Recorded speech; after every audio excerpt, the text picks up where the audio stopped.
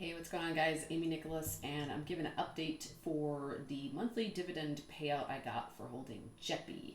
JEPI, it is JP Morgan's basically ETF that when you put money into the fund, you buy shares, they will use that money to do covered calls, option strategies, and they pay a monthly premium. So it's not quite like a dividend paying stock, hence why they can actually pay you every single month, which is awesome. I did a video on JEPQ as well, and you can check that out on my YouTube channel.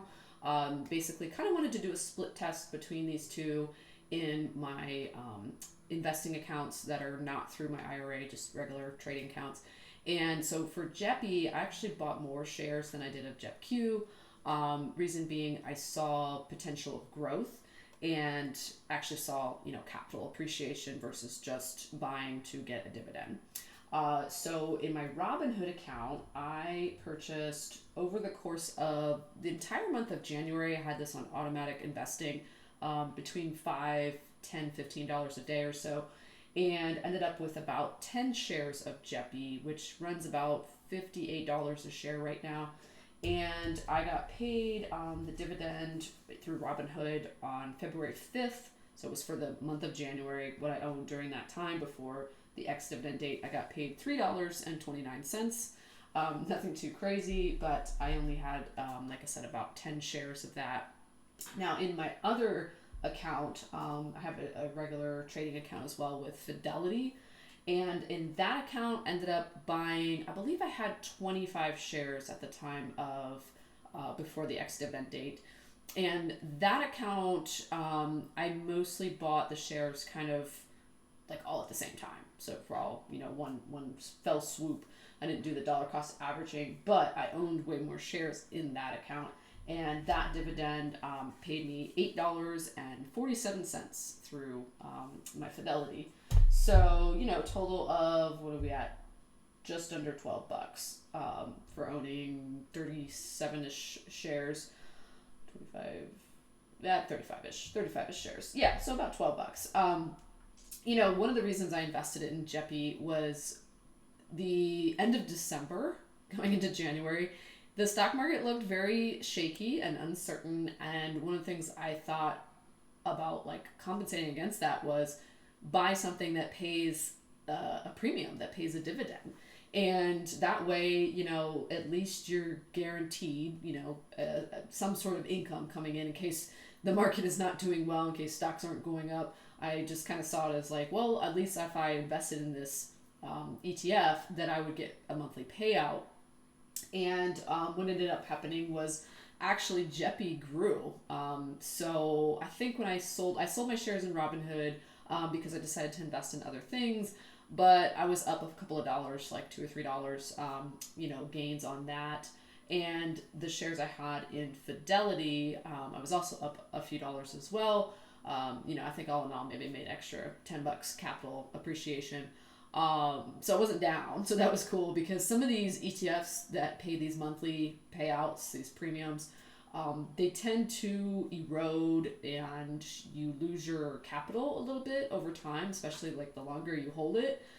Some of them you look at, like MSTY, I think there's NVDY, certain ones that run call options on specific stocks. And you just see the cost of that ETF just goes down, down, down. So people are buying into these funds because it pays monthly and it pays good. You're getting a dividend yield here of, I think it's about 7 to 8% annually. And so what that worked out to with JEPI was about 39 cents per share for, a share that only costs $58. So that's pretty darn good. If you had a share of, VOO, like the S&P or something, and you're getting it's a $550 share and you're getting I don't even know, maybe 9 or 10 cents. It's very, very small. But yeah, that's what interested me about this premium ETF. And I ended up also buying it in my IRA. I don't have the stats on that right now, but I did own more shares and decided to keep it and keep buying it. But I just kind of wanted to share from the regular trading accounts. These are my, retirement accounts that I'm just sort of playing the market with. And in both cases, Fidelity and Robinhood decided to sell off these shares.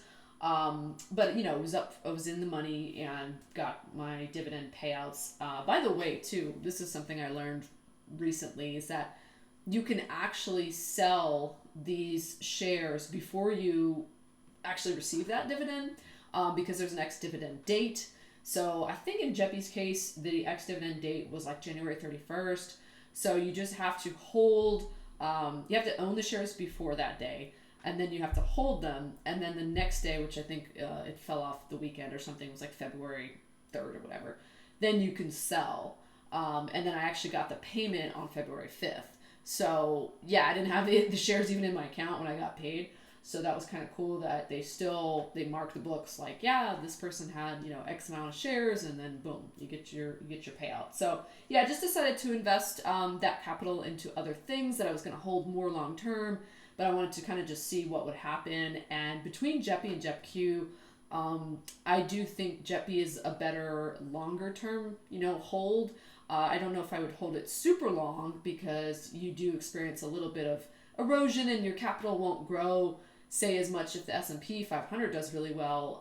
It's not going to be the same as holding JEPI. But if you want that monthly payout, especially like if you maybe are getting close to retirement age and you just want something that pays you every month, like, by all means, look into it. It's run by JP Morgan, which I have had, I'm Chase Bank member, and I've owned JP Morgan stock and made good money off it. So I'm kind of like, I trusted who I was getting into it with. So that was my experience.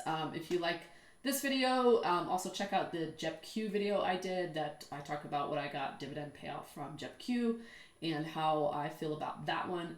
And I'll see you on the next one.